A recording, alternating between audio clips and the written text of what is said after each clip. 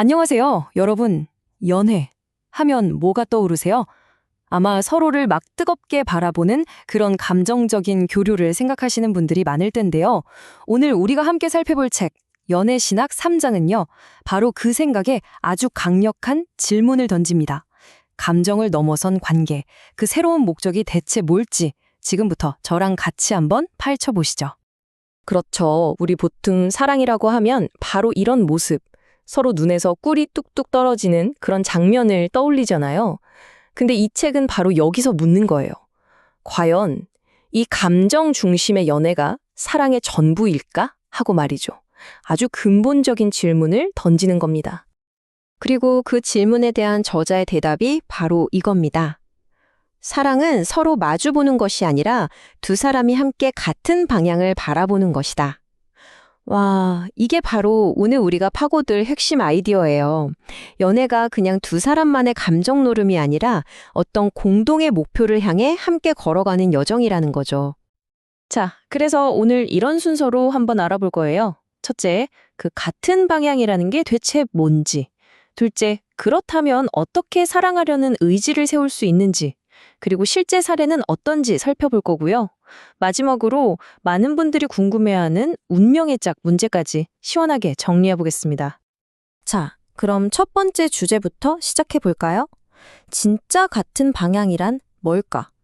여러분, 어떤 연애든 처음에는 불꽃이 튀잖아요. 그쵸? 근데 그 뜨거움 언젠가는 식게 마련입니다. 그럼 그때 우리 관계는 어떻게 될까요? 바로 이 지점에서 아주 중요한 갈림길에 서게 됩니다. 두 가지 선택지가 있어요. 하나는, 감정이 식었네. 이제 사랑이 끝났구나. 하고 결론 내리는 거죠. 실제로 많은 커플이 이러고요. 하지만 저자는 두 번째 선택지에 주목하라고 말합니다. 바로 내 감정 바깥에서 사랑의 이유를 찾는 거예요.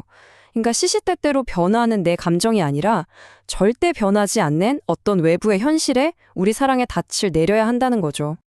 자, 그럼 그 변치 않는 외부의 현실, 우리가 함께 바라봐야 할 같은 방향이라는 게 대체 뭘까요? 저자는 단호하게 말해요. 그건 우리 둘의 행복, 성공, 이런 개인적인 목표가 아니라는 겁니다. 그럼 뭐냐? 바로 성경이 말하는 하나님의 궁극적인 비전, 완성된 하나님의 나라, 바로 새하늘과 새 땅이라는 어마어마한 비전이라는 거죠.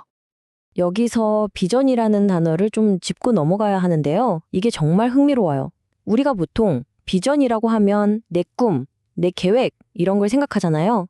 근데 저자는 그게 아니라고 말합니다. 비전의 원래 뜻처럼 이건 내가 만드는 게 아니라 하나님이 보여주시는 것을 내가 보는 행위라는 거예요.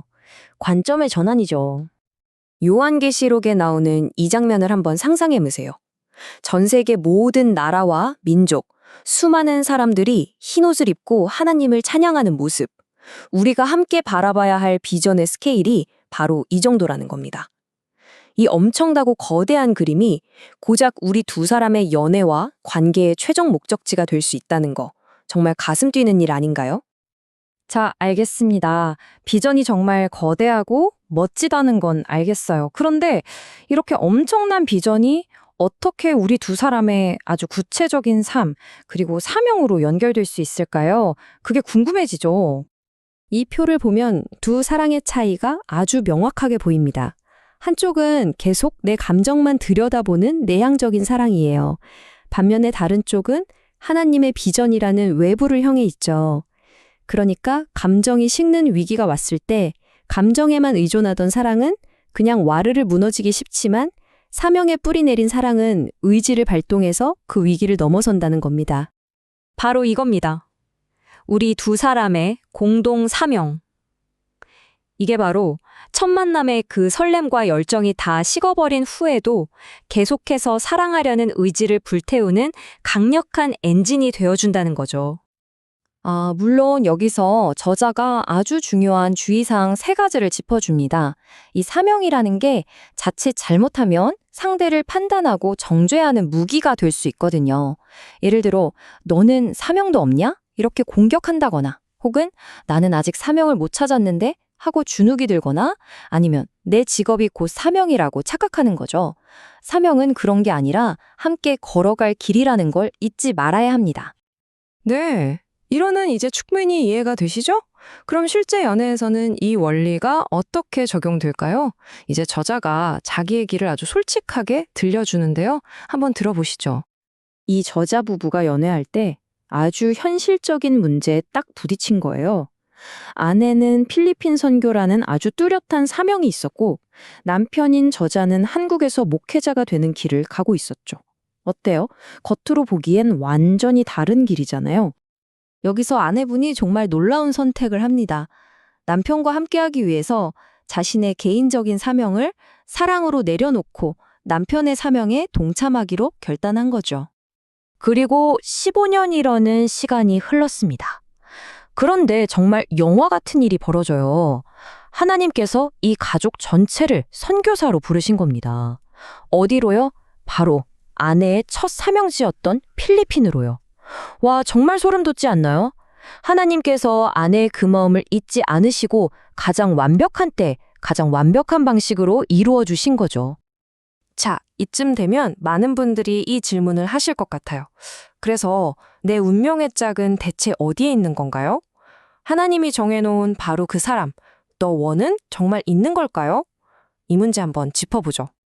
이 부분에 대해서 저자는 아주 단호하게 선을 긋습니다.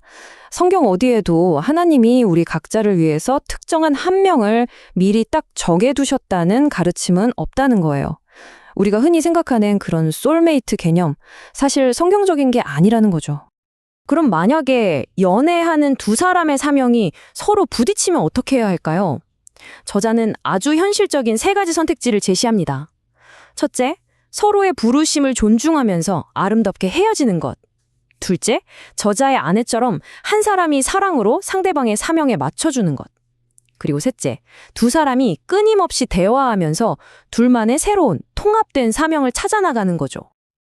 아, 여기서 정말 중요한 신학적 구분이 하나 나옵니다. 바로 하나님의 뜻과 하나님의 인도하심을 구분하는 건데요. 하나님의 뜻은 성경에 명확하게 나와서 우리가 무조건 순종해야 하는 거예요. 예를 들면 거룩하라 같은 거죠. 반면에 하나님의 인도하심은 성경에 구체적으로 나오지 않은 영역에서 우리가 자유롭게 선택하도록 허락하신 주권적인 섭리를 말해요. 누구랑 결혼할지, 어떤 직업을 가질지 같은 문제들이요.